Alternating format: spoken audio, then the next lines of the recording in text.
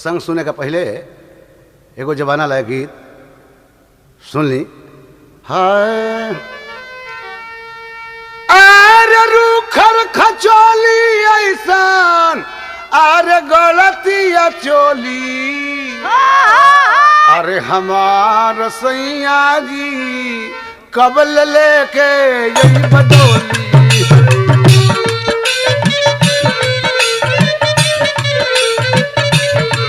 हमार सैया जी कबल लेके यही बडोली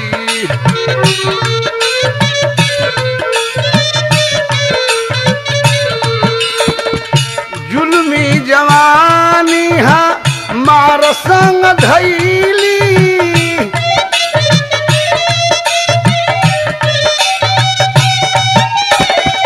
अब तयनार यसक सैली हो गईली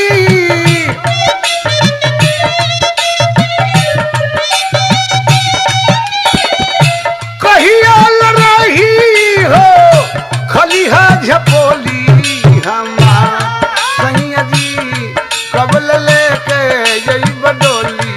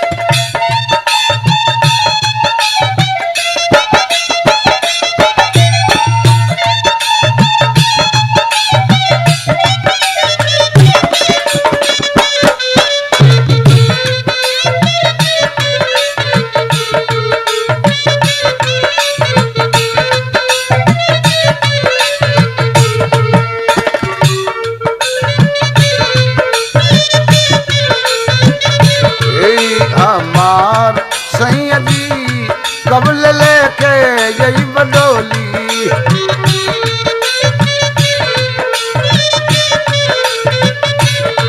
संग ही के सखी होई गईली गाँव नहारी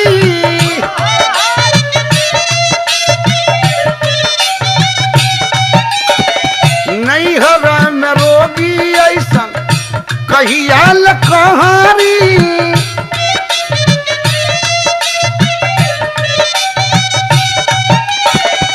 मन कर चिरी फरी फेंकी साया खोली हमार सैया जी कबल लेके गई बडोली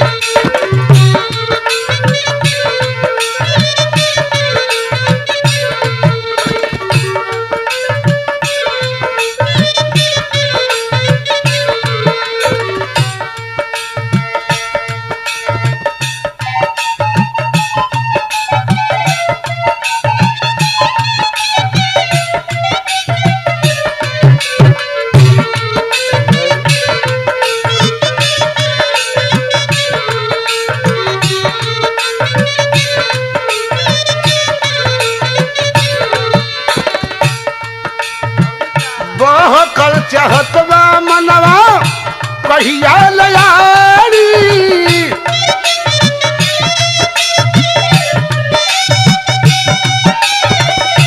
बहकल चाहत बा मनवा कहिया लयारी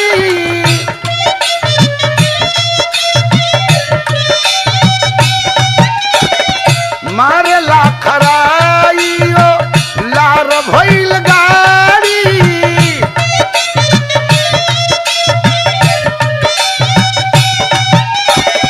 गोली ऐसा लागे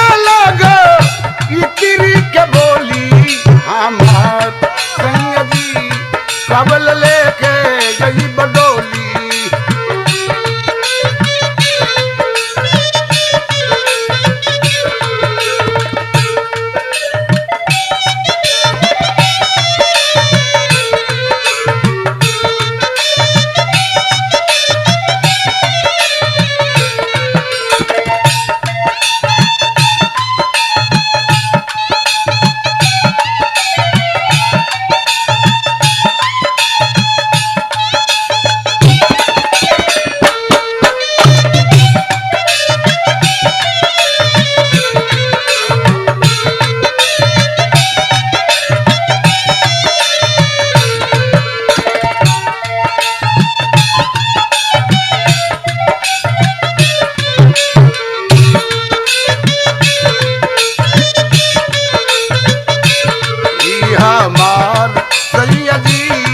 कबल लेके गई बडोली।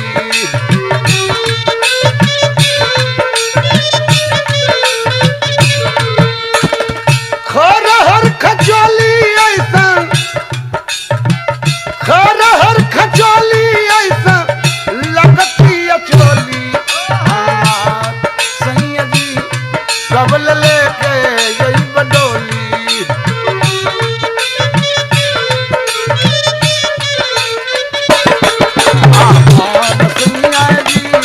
कबल लेके गई बडोली।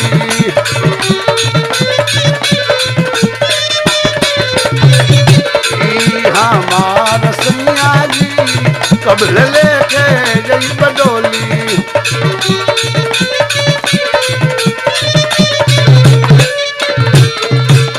अब रउरा सबन के रामचरितमानस के प्रसंग सुनावल जाई, ध्यान से सुनब। रामचरितमानस ऐसा महान ग्रंथ था कि बड़े बड़े विद्वान से त्रुटि हो जाले तो हमनी के नदान का मुँह से तो त्रुटि होई बाबा। माता जानकी के हरण हो गई बा, भगवान राम उनका खोजे खाती कैसे चलता रन। आगे चले बहुरी रघुराई, अरीसम कपर्वत नियराई। तहाँ रह सचिव सहित सुगरीवा, अयावत देखिय तुल बल सीवा। ऋष मुख कहल जाला, मुख माने चुप होला। वो पहाड़ पर ऋषि लोग मौन धारण करके तपस्या करे लोग, यही से ओकर ऋषि मुख नाम रहे। वही पहाड़ पर बानर के राजा सुग्रीव रहतले। जब दोनों भाई के देखले तो कहे कि हनुमान, ये दोनों पुरुष रूप के खजाना अब बल के सागर बजाना तारे, तनी जाके हम लोग के परीक्षा लो। का जाने भैया यो से खेदे खाती तो ना भेजले। अगर भैया के भेजल होइलू तो इशारा करी हो, हम भाग जाई, चिचियई हो मान तो काजे लपट के धली लो। तो हनुमान जी जात कैसन बारे, वो कहे बटू के रूप धक। बटू कहे स्टूडेंट के, विद्यार्थी के। विप्र रूप धरि कपित गए, अमाथ नायस पूछत भय। कठिन भूमि कोमल पदगामी, अकवन हेतु बन बिचरहु स्वामी।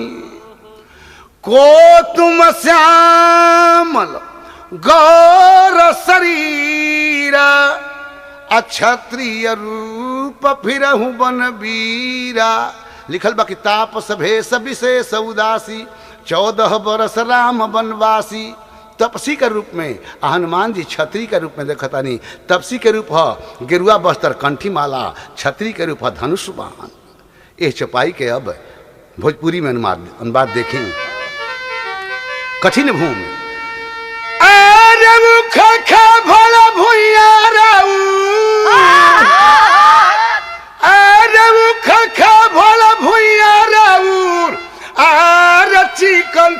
कन पैया, कवना कारण बनवा। बिहरत बनिए मालिकार कौन कारण बनवा।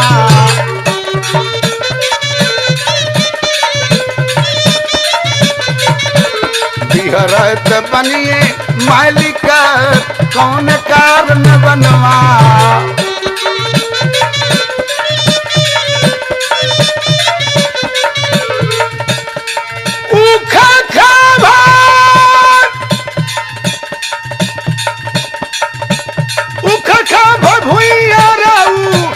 चिकन चाकन पैया कौन कारण बनवा।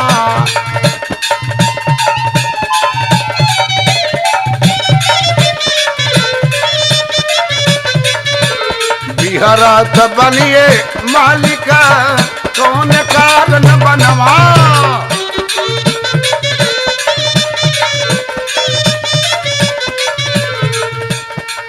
जतारन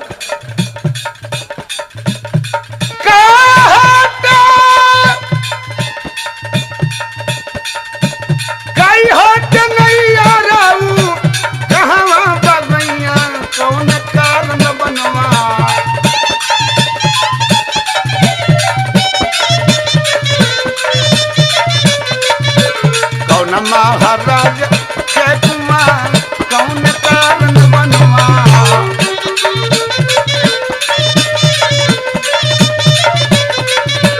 कौन महाराज जय कुमार कौन कारण बनवा।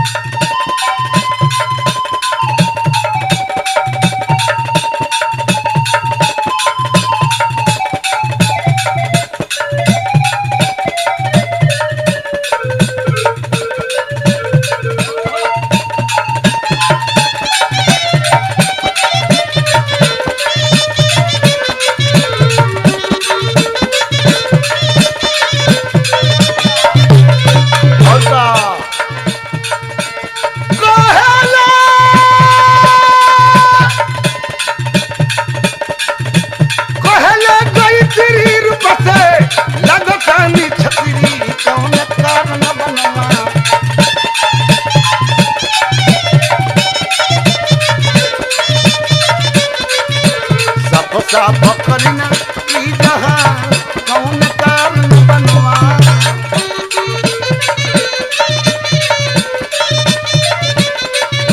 सफसा बकरीना ई जहां कौन कारण। हनुमान जी पूछते मालिक रौरा त्रिभुवनपति हई कहे बाबा आवते आवत मजाक करे लगनी। हमार बाबूजी हमारा के अवधपति बनावत रहे है तो घर से खेदा गई। तो जे अवधपति ना भई वो त्रिभुवनपति कैसे हुई। कहे मालिक और पृथ्वी के भार हरे खातिर आई बानी। कहे औरी बनौनी पृथ्वी के लड़की तो हमारा संग रही है उनका नाम सीता रहला। उनके के खोजे खातिर हमनी का दोनों भाई निकलल बानी जा। हमारा असली परिचय जाने के चाहता नहीं बाबा तो सुनी। कौशले सदशरथ के जाए अहम पितु बचन मानि बन आए। नाम राम लक्ष्मण दो भाई असंग नारी सुकुमारी सुहाई। यहाँ हरि नीचर देही अभी प्रफिरो मैं खोजत ते ही। साधारण अर्थ भाई जे सीता जी के वैदेही के हरण भइल बा खोजत जा। लेकिन विशेष अर्थ हरि निश्चर वैदेही तीन आदमी खोजता नहीं बाबा।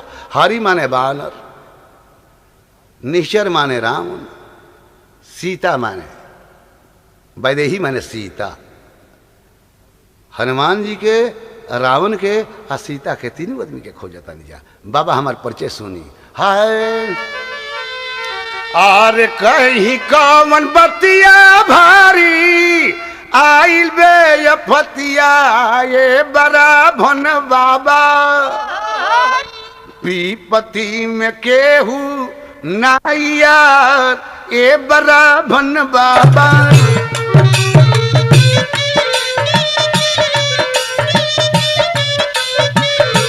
विपत्ति में केहू नाइयार ओ बराभन बाबा।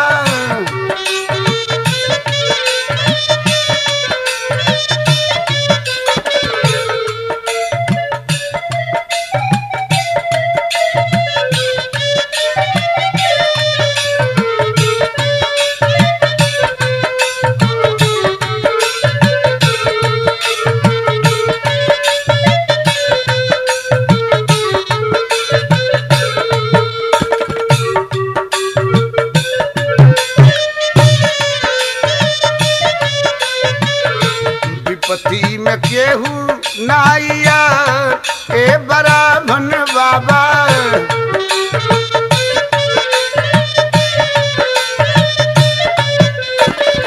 राम लक्ष्मणैया हमरो अयोध्या बगैया ए बराभन बाबा।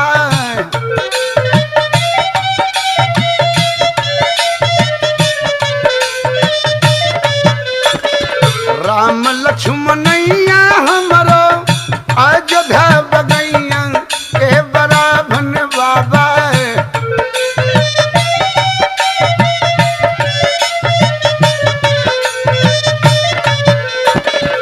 राजा दशरथ के कुमार ए बराभन बाबा।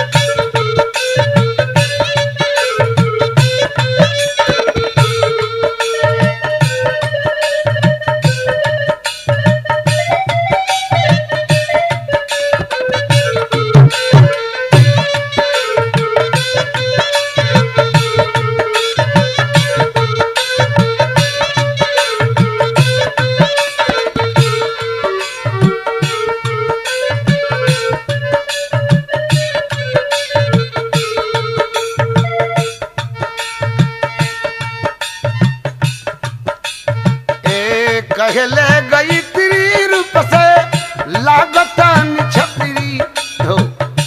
कहले गई तेरी चोरी और गईली तेरी ए बराभन बाबा।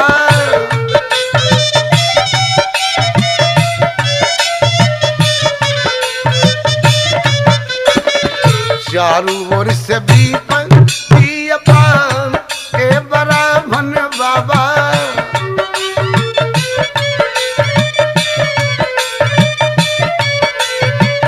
चारू ओर से विपत्ति अपार ए बराभन बाबा।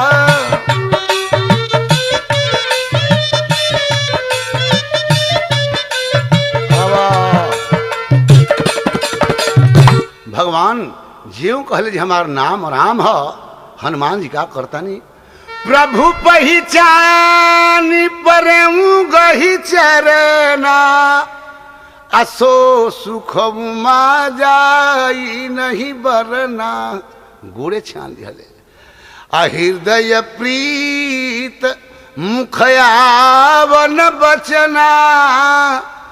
देखत रुचिर भेष करी रचना।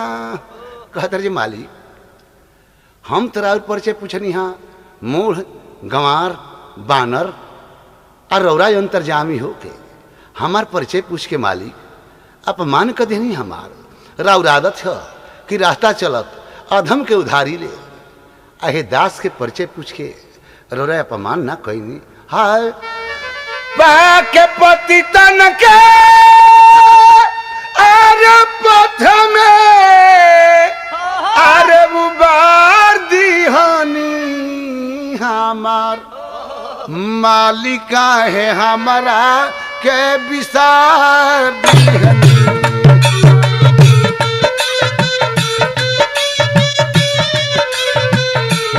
हमार मालिक काहे हमारा के विसार दीहनी।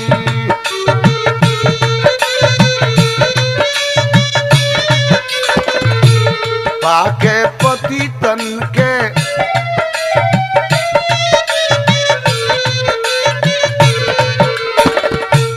पाके पति तन कर पथे में उबार दी है हमर मालिक कहीं हमरा के विशाल दीहनी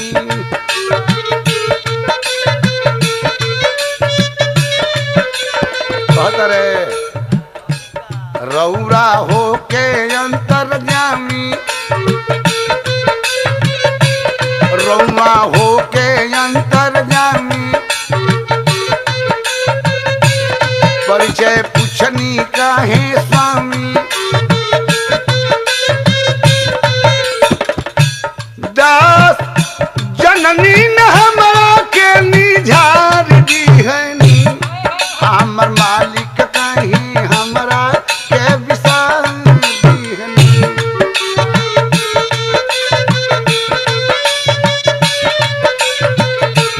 हमर मालिक कहीं हमरा के विशाल दीहनी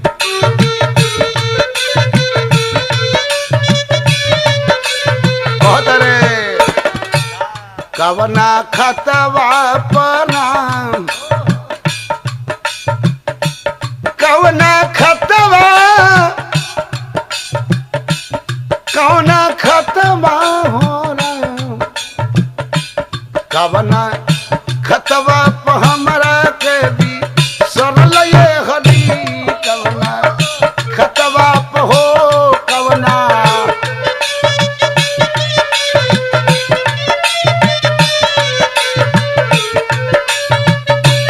कवना खतवा प हमरा के भी सरल ये हरी कवना खतवा प हो कवना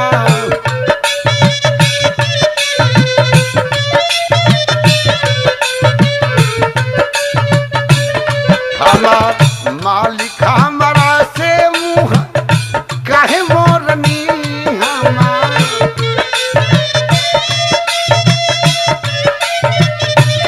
आपन पहिल के यदतिया बुझला छोड़ी दी हनी आपन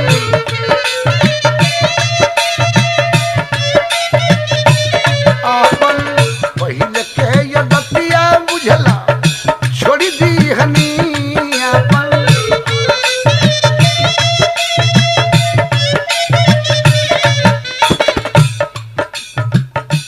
कतने पतितन करहिया में वो बरल ये हरी कवना खतवा प हो कवना खतवा प हमरा के भी सरल ये हरी कवना खतवा प हो कवना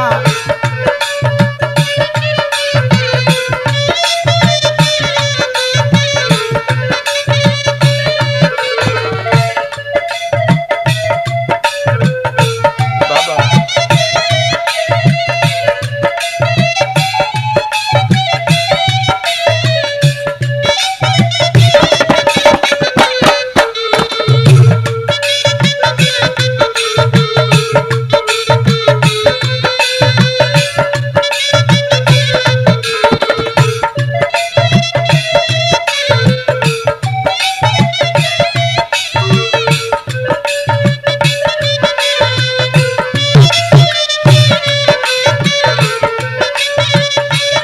कवना खतवा प हमरा के भी सरल ये हरी कवना खतवा प हो कवना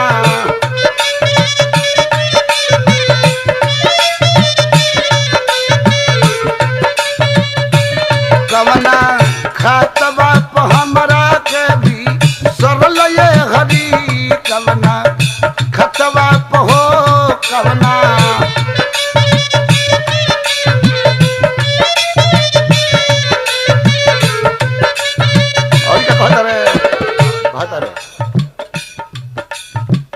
भइल कमान चुकवाए हरी जी हमरा से मुखमा मोर लहोरा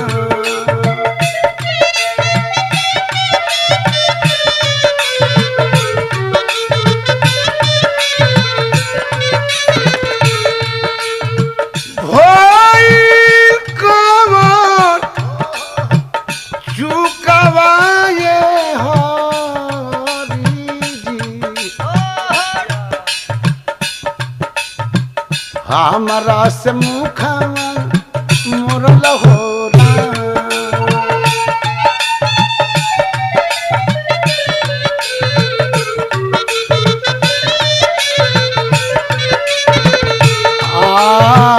हमरा से मुखवा मोरल हो राम। बाबा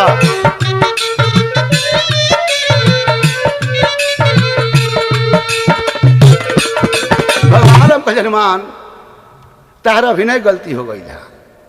तू ब्राह्मण के रूप धइ के आ छतरी के आके गोड़ लाग दिला। कहे मालिक हमारा अभिनय ऐसा बारीक भइल बा जे रउरा समझ में नहीं आवत। ब्राह्मण के करा कह ब्रह्म जनाति ब्राह्मण और ब्रह्म हई छतरी ना हई। कहे हनुमान सुनु कपि जनिमान जीवना तुम मम प्रिय लक्ष्मण ते दूना। कहे हनुमान तू हमारा लक्ष्मण से दुगुना प्रेमी हव। ये बात के दुख मत मनी है। हम यही तरह विनोद में तहरा से पूछ देनी है जैसे तू अभिनय कैला हो हमू कह देनी। भक्त से भगवान हमेशा हार जाले। हम तहरा बस में बानी। आप देखी अब कहते रहे मालिक रौरेशन फेर में बारन के राजा सुग्रीव पड़ल बाड़े। उनकर भाई उनका के मार के घर से खेत दिले बाड़े और उनका औरत के राख ले बाड़े। चल के उनका संगे रौरा दोस्ती करी रौरा उनकर काम कदी उ राउर काम कदी हैं। कहा कि रौरा में उनका में काम के समानता बा। रौरो माता जानकी हमार भुलाइल बाड़ी आ उनको औरत छिना गई वे। बाबा अब कैसे जाके कहतारन